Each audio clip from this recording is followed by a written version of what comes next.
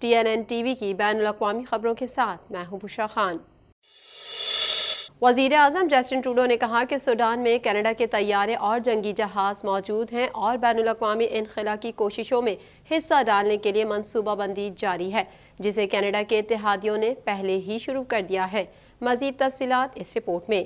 Canada Sudan میں پھنسے اپنے شہریوں کو ہوائی جہاز کے ذریعے ملک سے باہر نکالنے کے لیے کام کر رہا ہے۔ افریقہ میں فوج تعینات کر سکتا ہے۔ دفاعی ذرائع کا کہنا ہے کہ حکومت انخلا کی مدد کے لیے فوجیوں کو جبوتی بھیج سکتی ہے۔ پردے کے پیچھے سوڈان میں پھنسے عام شہریوں کو کینیڈا کے فوجی ہوائی جہاز سے براہ راست پہنچانے کی تیاریاں جاری ہیں، کیونکہ مشرقی افریقی ملک کے متحرک فریق امریکہ اور سعودی عرب کے ثالثی میں 3 روزہ جنگ بندی کی پاسداری کے لیے جدوجہد کر رہے ہیں۔ وفاقی کابینہ کے اجلاس سے قبل وزیر اعظم جسٹن ٹروڈو نے کہا کہ خطے میں کینیڈا کے طیارے اور جنگی جہاز موجود ہیں اور بین الاقوامی انخلا کی کوششوں میں حصہ ڈالنے کے لیے منصوبہ بندی جاری ہے، جسے کینیڈا کے اتحادیوں نے پہلے ہی شروع کر دیا ہے۔ ٹروڈو نے کہا کہ خطے میں ہمارے اثاثے ہیں، ہم براہ راست ہوائی جہاز کینیڈینوں اور ان کے زیر کفالت افراد کو منتقل کرنے پر غور کر رہے ہیں۔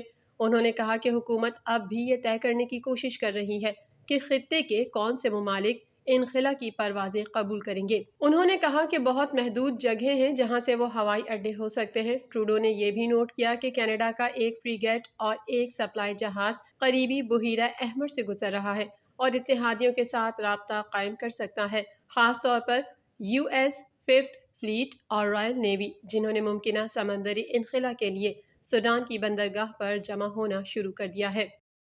وفاقی وزراء کا کہنا ہے کہ وہ اہم سڑکوں اور انفراسٹرکچر کی ناکہ بندی کی نگرانی کر رہے ہیں، کیونکہ کینیڈا میں ہڑتال کرنے والے سرکاری ملازمین نے سرکاری عمارتوں اور کلیدی بنیادی ڈھانچے تک رسائی روک دی ہے۔ مزید جانتے ہیں اس رپورٹ میں۔ کینیڈا میں ہڑتال کرنے والے سرکاری ملازمین نے سرکاری عمارتوں اور کلیدی بنیادی ڈھانچے تک رسائی روک دی ہے۔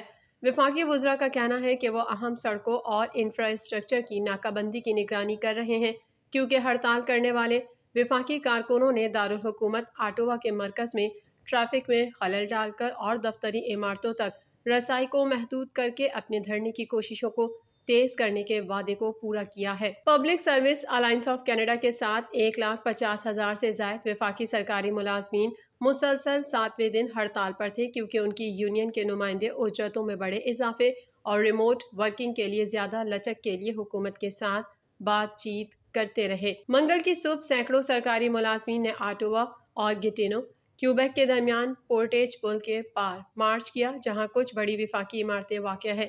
منگل کی صبح تھوڑی دیر کے لیے ٹریفک کو روک رکھا ہے۔ وزیر اعظم کے دفتر کی عمارت اور ٹریجری بورڈ ہیڈ کوارٹر کے باہر چند بلاکس کے فاصلے پر ہڑتال کرنے والوں نے ہر 5 منٹ میں صرف ایک شخص تک داخلہ محدود کیا۔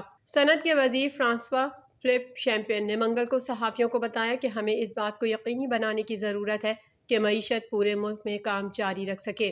کیوبیک میں برفانی طوفان سے درختوں پر برف کی تہ جمنے کے بعد بجلی کے تار شارٹ ہو گئے، جس کے نتیجے میں 10 لاکھ سے زائد افراد بجلی سے محروم ہو گئے۔ مزید احوال اس رپورٹ میں۔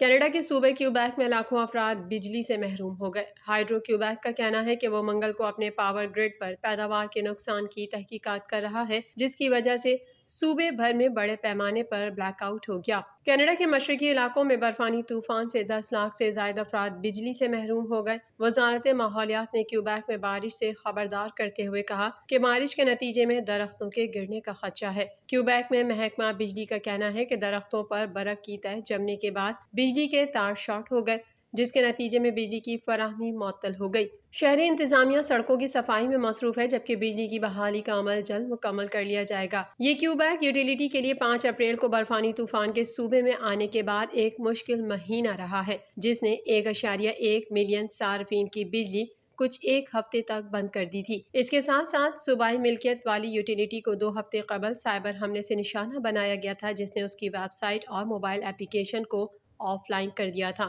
جس کی ذمہ داری ایک روس نواز ہیکر گروپ نے قبول کی تھی۔ امریکی صدر جو بائیڈن نے 2024 میں ہونے والے صدارتی الیکشن میں حصہ لینے کا اعلان کر کے اپنی انتخابی مہم کا آغاز کر دیا۔ مزید احوال اس رپورٹ میں۔ امریکی صدر جو بائیڈن نے 2024 میں ہونے والے صدارتی الیکشن میں حصہ لینے کا اعلان کر کے اپنی انتخابی مہم کا آغاز بھی کر دیا۔ عالمی خبر رساں ادارے کے مطابق امریکی صدر جو بائیڈن نے اپنی صدارت کے 4 سال پورے ہونے کے دن اعلان کیا کہ وہ آئندہ ہونے والے صدارتی الیکشن میں بھی سابق صدر ڈونلڈ ٹرمپ کے خلاف انتخاب لڑیں گے۔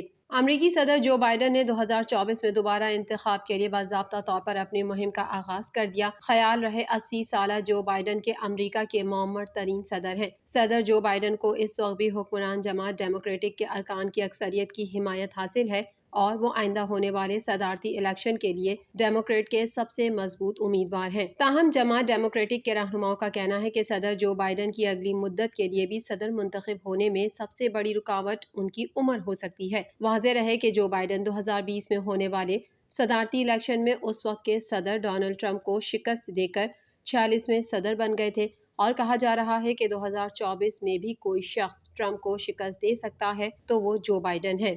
اگست 2021 میں کابل ہوائی اڈے پر ہونے والے خودکش دھماکے کا منصوبہ ساز داعش کا سینئر رہنما کریک ڈاؤن آپریشن کے دوران طالبان کے ہاتھوں مارا گیا۔ مزید جانیں گے اس رپورٹ میں۔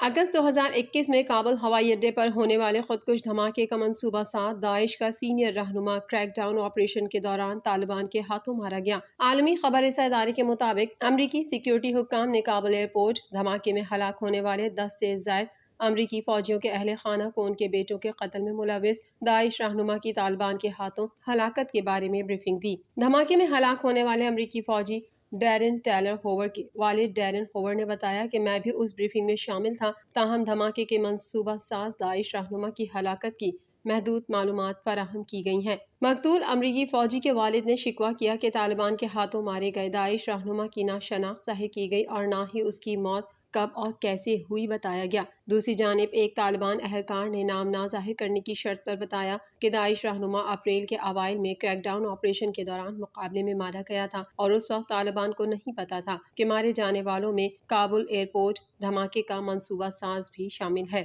یاد رہے کہ 17 اپریل 2021 کو حامد کرزئی بین الاقوامی ہوائی اڈے کے مرکزی دروازے پر اس وقت خودکش حملہ کیا گیا تھا جب وہاں ملک سے نکلنے کی کوشش کرنے والے ہزاروں افراد اور درجنوں امریکی اور نیٹو فوجی موجود تھے۔ خودکش دھماکے میں 170 افغان شہری اور 13 امریکی فوجی ہلاک ہو گئے تھے۔ دھماکے کی ذمہ داری داعش خراسان نے قبول کی تھی۔ واضح رہے کہ داعش کے افغانستان میں 4000 سے زائد ارکان ہیں جو اس وقت طالبان حکومت کے سب سے بڑے دشمن ہیں اور افغانستان میں طالبان کی حکومت کے قیام کے بعد سے سیکیورٹی اہلکاروں، مساجد اور امام بارگاہوں پر حملے میں ملوث ہیں۔ TNN ٹی وی کے نیوز بلیٹن میں فی الوقت اتنا ہی۔ مزید خبروں اور اپڈیٹس کے لیے دیکھتے رہیے TNN ٹی وی۔